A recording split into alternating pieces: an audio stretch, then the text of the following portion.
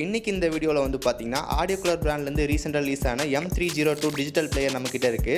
இந்த digital player நான் கொஞ்ச நாள் யூஸ் பண்ணிட்டு இருக்கேன். ஸோ இன்றைக்கி இந்த வீடியோவில் வந்து என்னோட ரிவ்யூ ஷேர் பண்ணுறேன். ஓகே, இதான் நமக்கு இந்த ஆடியோ கலர் M302 வர பாக்ஸ். ஸோ பாக்ஸ் ஓப்பன் பண்ணோம் அப்படின்னா உள்ள நமக்கு அந்த டிஜிட்டல் பிளேயர் வந்து கொடுத்துருக்காங்க. இந்த டிஜிட்டல் பிளேயர் சார்ஜ் பண்ணுறதுக்கு type A to type C charger cable வந்து இருக்குது. தென் பாக்ஸ்குள்ளேயே நமக்கு வந்து இயர்ஃபோன் வந்து கொடுத்துருக்காங்க. தென் அதுக்கப்புறம் இந்த டிஜிட்டல் பிளேயருக்கு நமக்கு ஒரு கேஸ் வந்து கொடுக்குறாங்க. அதுக்கப்புறம் நமக்கு சின்ன ஒரு ஸ்க்ரீன் கார்டு வந்து இருக்குது. இங்கே டிசைன் பொறுத்த வரைக்கும் வந்து பார்த்தீங்கன்னா இந்த டிஜிட்டல் பிளேயர் நம்ம கம்ப்ளீட்டாக ஒரு பிளாஸ்டிக் பில் தான். திக்னஸ் பொறுத்த வரைக்கும் வந்து ரொம்ப ஸ்லிம் அப்படின்னு சொல்லிட முடியாது, ஓரளவுக்கு திக்னஸ் வந்து இருக்குது. பட் இது நமக்கு வந்து ரொம்ப காம்பேக்டாக வந்து இருக்குது. நம்ம கேரி பண்ணி எடுத்துகிட்டு போகிறதுக்குலாம் பர்ஃபெக்டாக இருக்கும். இங்கே டிஸ்பிளே பொறுத்த வரைக்கும் 4.2 இன்ச்சஸ்க்கான IPS LCD டிஸ்பிளே வந்து கொடுத்துருக்காங்க. இங்கே டிஸ்பிளேயோட குவாலிட்டி பொறுத்த வரைக்கும் ஓரளவுக்கு நல்லாவே இருக்குது. டச் ரெஸ்பான்ஸ் பொறுத்த வரைக்கும் நமக்கு ஆண்ட்ராய்டு டிவைஸில் அந்தளவுக்கு வந்து இருக்காது. இங்கே ஓரளவுக்கு கொடுத்துருக்காங்க, அது ஓரளவுக்கு டீசெண்டாக இருக்குது. தென் சாஃப்ட்வேர் பொறுத்த வரைக்கும் நமக்கு வந்து பார்த்தீங்கன்னா Android 9 வந்து பார்த்தீங்கன்னா கொடுத்துருக்காங்க. இப்போ செட்டிங்ஸில் போனோம் அப்படின்னா சிஸ்டமில் அபோட்டு இங்கே பார்க்கலாம். ஆண்ட்ராய்டு வெர்ஷன் வந்து பார்த்தீங்கன்னா 9.0. இப்போ நம்ம 16 தாண்டி போயிட்டு இருக்கு. இது 9.0 வந்து கொடுத்துருக்காங்க. இங்கே சென்டரில் நமக்கு வந்து ஒரே ஒரு பட்டன் வந்து கொடுத்துருக்காங்க. இதுக்கு பதிலாக நேவிகேஷன் பார் வந்து கொடுத்துருக்கலாம். அதை நம்ம கிளிக் பண்ணும்போது வந்து பார்த்தீங்கன்னா ஹோம் ஸ்க்ரீன் வந்து போகிறது கிடையாது, ஜஸ்ட் பேக் தான் வருது. தென் அதை நீங்கள் லாங் ப்ரெஸ் பண்ணீங்க அப்படின்னா ரீசெண்ட் ஆப் பேஜ் வந்து வரும். அதை நீங்கள் வந்து கிளியராக வந்து கொடுத்து க்ளோஸ் பண்ணிக்கலாம். இங்கே நம்ம ப்ரீ இன்ஸ்டால்டாக ஒரு சில ஆப் வந்து கொடுத்துருக்காங்க. எக்ஸாம்பிளுக்கு ஹைபை மியூசிக் வந்து இருக்குது. Then Spotify, YouTube Music, VLC, Jio Saavn, Apple Music, இந்த மாதிரி சில மியூசிக் ஆப் வந்து இங்கே அவைலபிளாக இருக்குது. தென் மற்றபடி ஜியோ ஹாட்ஸ்டார், யூடியூப்லாம் இருக்குது. அதெல்லாம் நான் இன்ஸ்டால் பண்ணது. இங்கே நமக்கு ப்ளே ஸ்டோர் வந்து இருக்குது. உங்களுக்கு வேணுன்ற ஆப்பை இங்கே போய் டவுன்லோட் பண்ணி இன்ஸ்டால் பண்ணிக்க முடியும். ஸோ நான் யூடியூப் அதுக்கப்புறம் ஜியோ ஹாட்ஸ்டார் வந்து இன்ஸ்டால் பண்ணி வச்சுருக்கேன். நமக்கு யூடியூப்லாம் வந்து நல்லா பர்ஃபெக்டாக ஒர்க் ஆச்சு. லேக் எதுவுமே இல்லை, நல்லா ஃப்ளூயண்ட்டாக ஒர்க் ஆச்சு.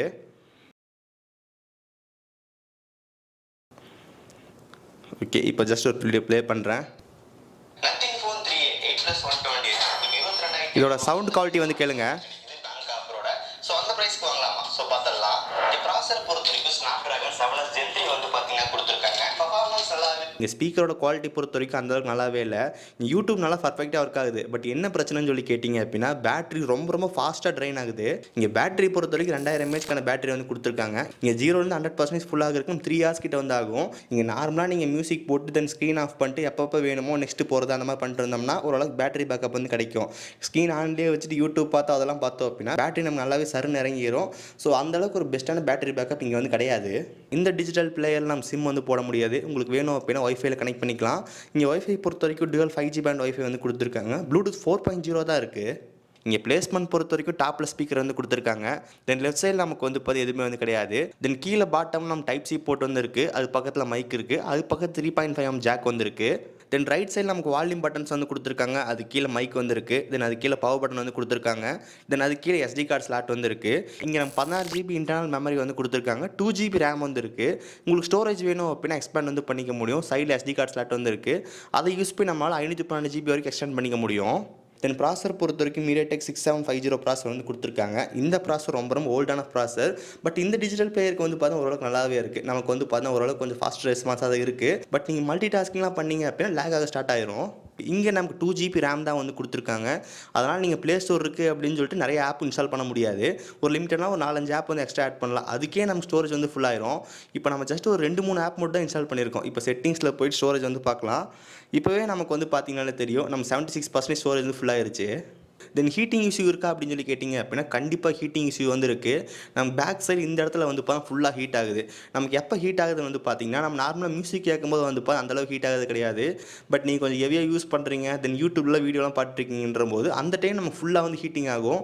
அதுவும் பேக் சைடு நமக்கு இந்த ஏரியா ஃபுல்லாக ஹெவி ஹீட்டாக இருக்குது. நெக்ஸ்ட் ஆடியோ குவாலிட்டி பொறுத்த வரைக்கும் இங்கே டைப் C தென் 3.5mm ஜாக் வந்து இருக்குது. ரெண்டுலேயுமே நம்ம கனெக்ட் பண்ணி சாங் வந்து கேட்டுக்க முடியும்.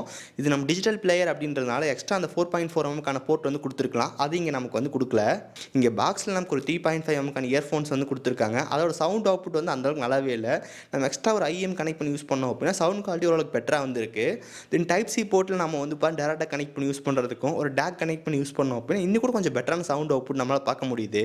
முடிஞ்ச அளவுக்கு இந்த டிஜிட்டல் பிளேயர் வாங்குறீங்க அப்படின்னா அது கூட டேக் கனெக்ட் பண்ணி யூஸ் பண்ணும்போது அது பெட்டரான சவுண்ட் அவுட்புட் நமக்கு வந்து கிடைக்கிற மாதிரி இருக்குது. ஸோ ஃபைனலாக ப்ரைஸிங் பொறுத்த வரைக்கும் இந்த டிஜிட்டல் பிளேயர் நமக்கு 4500 அந்த ப்ரைஸ்க்கு வந்து செல் பண்ணுறாங்க. ஸோ நான் இதை வாங்குவேனான்னு சொல்லி கேட்டிங்க அப்படின்னா நான் கண்டிப்பாக வாங்க மாட்டேன். இந்த 4100 நான் வந்து நல்ல ஒரு டேக் அதுக்கப்புறம் ஐஎம் வந்து வாங்கிட்டு நான் என்னோட டிவைஸ்லேயே கனெக்ட் பண்ணி யூஸ் பண்ணிக்குவேன். எனக்கு இன்னும் கூட நல்ல பெட்டரான சவுண்ட் அவுட்புட் வந்து பார்த்தீங்கன்னா கிடைக்கும். இங்கே இன்டர்னல் ஸ்டோரேஜ் பொறுத்த வரைக்கும் நம்ம ஜஸ்ட் 16 ஜிபி தான் வந்து கொடுத்துருக்காங்க. இன்னும் கூட நம்ம எக்ஸ்ட்ரா ஒரு 64 ஜிபி அந்த மாதிரி கொடுத்துருந்தாங்க அப்படின்னா இன்னும் கூட கொஞ்சம் பெட்டராக இருந்திருக்கும். இது அந்த டிஜிட்டல் பிளேயர் பற்றி என்னோட கருத்து. இதை பற்றி நீங்கள் நினைக்கிறீங்க அப்படின்னு சொல்லிட்டு மறக்காம கமெண்ட் பண்ணுங்கள். சப்போஸ் இந்த ப்ராடக்ட் உங்களுக்கு வேணும் அப்படின்னு நினச்சிங்க அப்படின்னா டிஸ்கிரிப்ஷன் லிங்க் இருக்குது, பார்த்து செக் பண்ணி வாங்கிக்கோங்க. ஓகே ஸோ கைஸ், ஸோ இந்த வீடியோ அவ்வளோதான். இந்த வீடியோ பிடிச்சிருந்துச்சுன்னு நினச்சிங்க அப்படின்னா மறக்காம ஒரு லைக் கொடுங்க. தென் இதே மாதிரி வீடியோஸ் பார்க்குறக்கு கீழே ரெட் கலர் பட்டன் கிளிக் பண்ணி மறக்காம சப்ஸ்கிரைப் பண்ணி ஃபாலோ பண்ணுங்கள். ஸோ இந்த வீடியோ அவ்வளோதான். நாளைக்கு சந்திக்கிறேன். See you guys. Bye. Have a nice day.